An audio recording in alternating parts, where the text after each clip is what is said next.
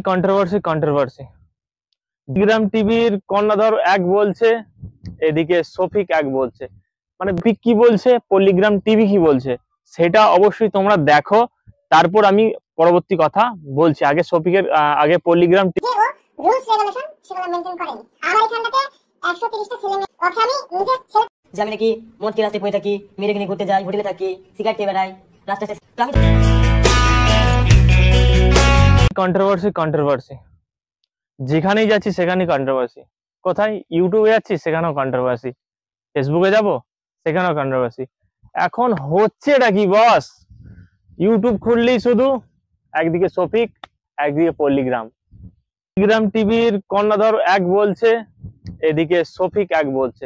মানে বিষয়টা কি, শফিক বলছে আমার এই আছে, রেকর্ডিং আছে, হ্যান আছে, এদিকে পল্লিগ্রাম টিভি বলছে এই করেছে সেই করেছে। কিন্তু আসল বিষয়টা কি তোমরা কি জানো?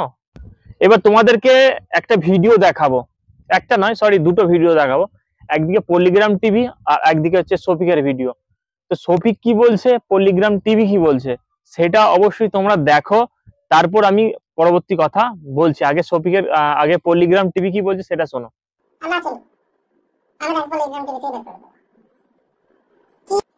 কি করেনি সেটা বলে যে বের করা হয়েছিল, হয়নি তা না, হয়েছিল তার একটা এই কারণে যে ও রুলস রেগুলেশন সেগুলো মেইনটেইন করেনি। আমার এখানটাতে 130টা ছেলে মেয়ে, ওকে আমি নিজে ছেলে থেকে বেশি ভালোবাসি।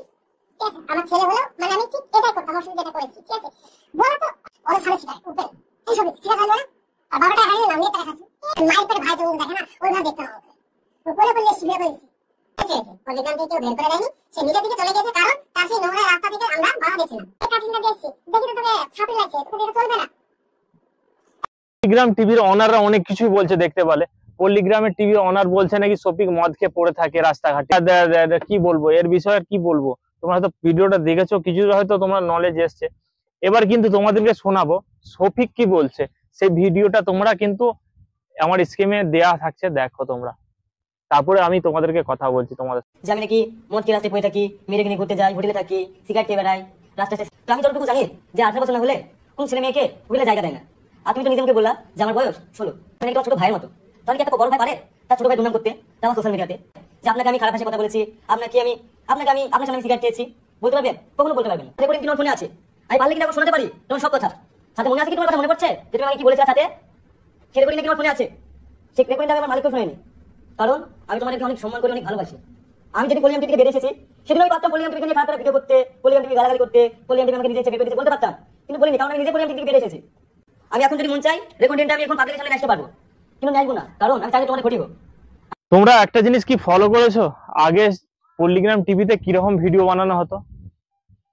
এখন বাচ্চাদের হাতে মোবাইল দিতে ভয় লাগে, কারণ জানো এই যে ছোট ছোট বাচ্চাদের যে ভিডিও গুলো আসছে এখন, প্রেম ভালোবাসা, সত্যি কিন্তু কথাটা কিন্তু দামি কথা বলেছে। কিন্তু এই যে প্রেম ভালোবাসার ভিডিও, আগে কত সুন্দর সুন্দর ভিডিও আসতো, কমেডিয়ান ফানি ভিডিও আসতো, কিন্তু ওইগুলো দেখতে মানুষ ছোট ছোট ছেলেরা বাচ্চারা দেখতে ভালোবাসতো। আর এখন এখন কি আসছে, কোথায় প্রেম ভালোবাসা হচ্ছে, কোথায় এ করছে, হ্যান করছে, ত্যান করছে।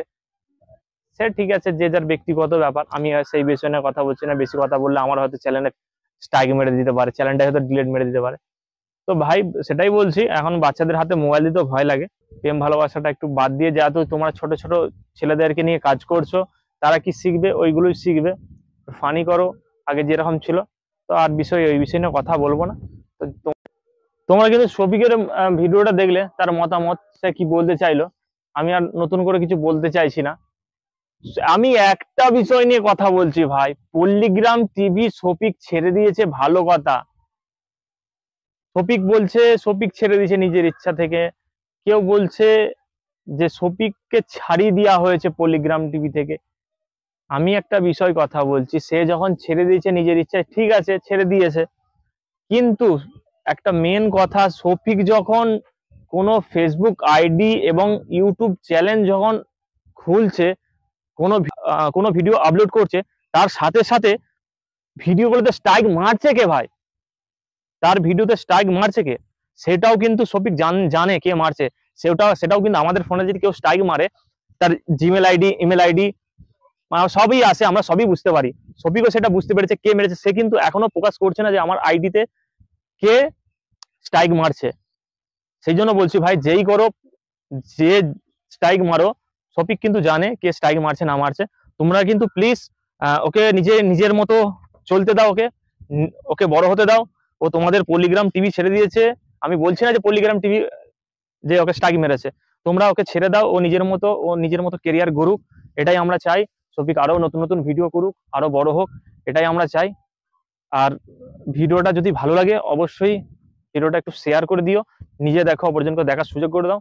আর লাইক, কমেন্ট, শেয়ার, আর কোন পার্টটা সব সেটা অবশ্যই কমেন্ট বক্সে জানাবে, কে কোনটা তোমরা জানো, কোনটা সঠিক, কোনটা ভুল, কোনটা ঠিক। তো অবশ্যই দেখা হবে, চলো নতুন কোনো ভিডিওতে। Tata, bye bye.